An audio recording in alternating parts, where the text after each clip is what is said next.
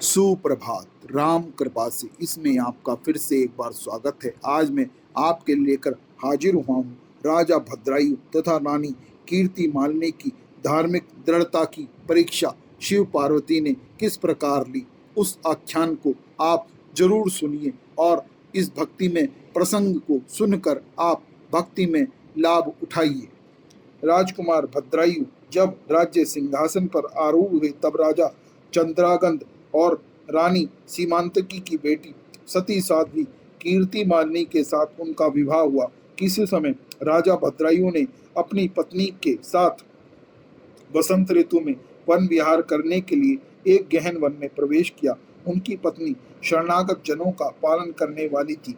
राजा का भी ऐसा ही नियम था। उन राज दंपति की धर्म में कितनी दृढ़ता है, इसकी परीक्षा के लिए पार्वती सहित भगवान शिव ने एक लीला रची। शिवा और शिव उस वन में ब्राह्मणी और ब्राह्मण के रूप में प्रकट हुए। उन दोनों ने लीला पूर्वक एक माया में व्याघ्र का निर्माण किया। वे दोनों भय से विहल हो व्याघ्र से थोड़ी ही दूर आगे रोते चिल्लाते भागने लगे और व्याघ्र उनका पीछा करने लगा। राजा ने उन्हें इस अवस्था में देखा। वे ब्राह्मण दंपति भी भय से विहल हो महाराज की शरण में गए और इस प्रकार बोले। ब्राह्मण दंपति ने महाराज भद्रायु से कहा कि महाराज हमारी रक्षा कीजिए, रक्षा कीजिए। वह व्याघ्र हम दोनों को खा लेने के लिए आ रहा है। समस्त प्राणियों को काल के समान भय देने वाला वह हिंसक प्राणी हमें अपना आहार बनाए।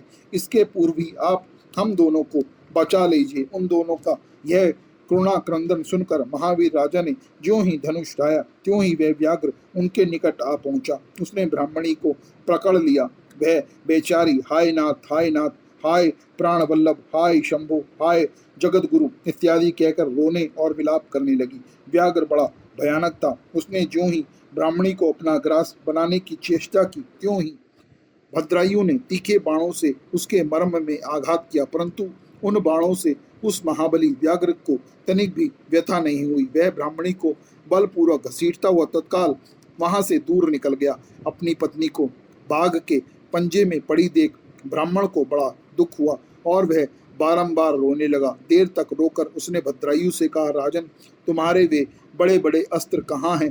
दुखियों की रक्षा करने वाला तुम्हारा विशाल धनुष कहाँ है? सुना था तुम्हारे 12,000 बड़े बड़े हाथियों का तुम्हारे पास बल है। वह क्या हुआ?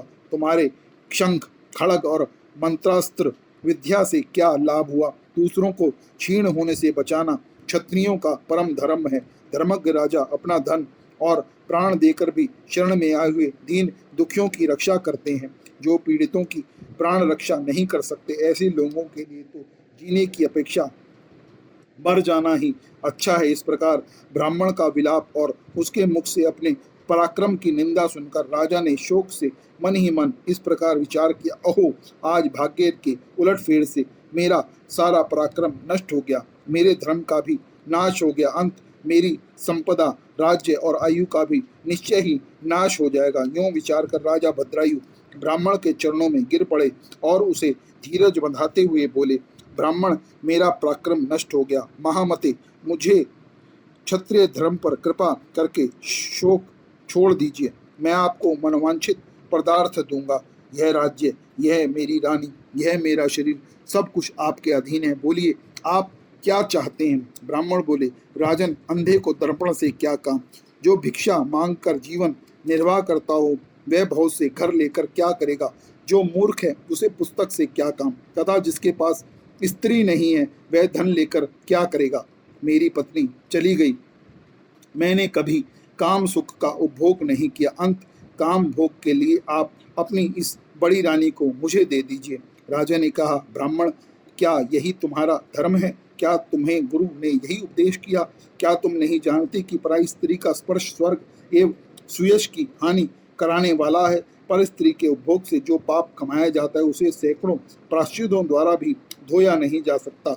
ब्राह्मण बोला, राजन, मैं अपनी तपस्या से भयंकर ब्रह्मत्या और मदिरापान जैसे पाप का भी नाश कर डालूंगा। फिर पर स्त्री संगम किस गिनती में है? अंत आप अपनी इस भार्या को मुझे दे दीजिए, अन्यथा आप निश्चय ही नरक में पड़ेंगे।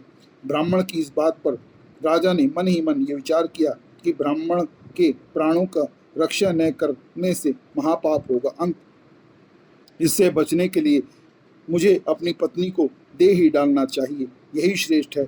इस श्रेष्ठ ब्राह्मण को अपनी पत्नी देकर मैं पाप से मुक्त हो शीघ्र ही अग्नि में प्रवेश कर जाऊंगा। मन ही मन ऐसा विचार कर राजा ने अग्नि जलाई और ब्राह्मण को बुलाकर उसे अपनी पत्नी को दे दिया।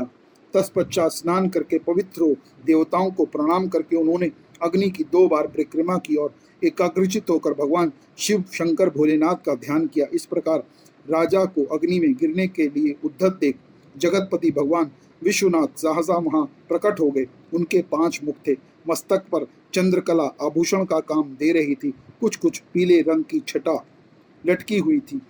वे कोटि कोटि सूर्यों के समान तेजस्वी दिखाई दे रहे थे। हाथों में त्रिशूल, खड़वांग, कुठार, ढाल, मृग, अभय, वरद और पिनाक धारण किए बैल की पीठ पर बैठे हुए भगवान नीलकंठ को राजा ने अपने सामने प्रत्यक्ष देखा। उनके दर्शन जनित आनंद से युक्त हो राजा भद्रायुओं ने हाथ जोड़कर उनका स्तवन किया। राजा ने उनकी स्तुति की।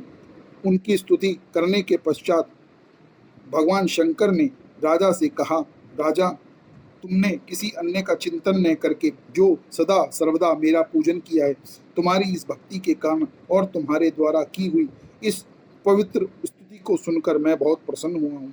तुम्हारे भक्ति भाव की परीक्षा लेने के लिए मैं स्वयं ब्राह्मण बनकर आया था, जिसे व्याघ्र ने ग्रास बना लिया। वह ब्राह्मणी और कोई नहीं, ये गिरिराज नंदिनी उमा देवी ही थी। तुम्हारे बाण से मरने से भी जिसके शरीर को चोट नहीं पहुंची, वह व्याघ्र माया निर्मित था। तुम्हारे धर्म की परीक्षा लेने और धैर्य की परीक्षा लेने के लिए मैंने तुम्हारी पत्नी को मांगा था। इस कीर्ति मालिनी की और तुम्हारी भक्ति से मैं संतुष्ट हूँ। तुम कोई दुर्लभ वर मुझसे मांग लो, मैं उससे अवश्य दूंगा। राजा बोले, देव, आप साक्षात परमेश्वर हैं। आपने सांसारिक ताप से घिरे हुए मुझ अधम को जो प्रत्यक्ष दर्शन दिया है, यही मेरे लिए महान वर है। देव, आप वरदाताओं में श्रेष्ठ हैं। आपसे मैं दूसरा कोई वर नहीं मांगता। मेरी यही इच्छा है कि मैं, मेरी रानी, मेरे माता पिता पद्माकर वैश्य और उनके पुत्र सुने, इन सबको आप अपना पार्श्ववर्ती सेवक बना लीजिए। तत्पश्चात रानी कीर्ति मालिनी प्रणाम करके अपनी भक्ति से भगवान शंकर को प्रसन्न किया और यह उत्तम वर मांगा, महादेव, मेरे पिता चंद्रांगन और माता सीमंतनी, इन दोनों को भी आपके समीप निवास प्राप्त हो। भक्त वत्सल भगवान गौरीपति ने प्रसन्न होकर एवमस्तु कहा और उन दोनों पति पत्नी को इच्छानुसार वर देकर वे क्षण भर में अंतर ध्यान हो गए। इधर राजा ने भगवान शंकर का प्रसाद प्राप्त करके रानी कीर्ति मालिनी के साथ प्रिय विषयों का उपभोग किया और 10,000 वर्षों तक राज्य करने के पश्चात अपने पुत्रों को राज्य देकर उन्होंने शिवजी के परम पद को प्राप्त किया।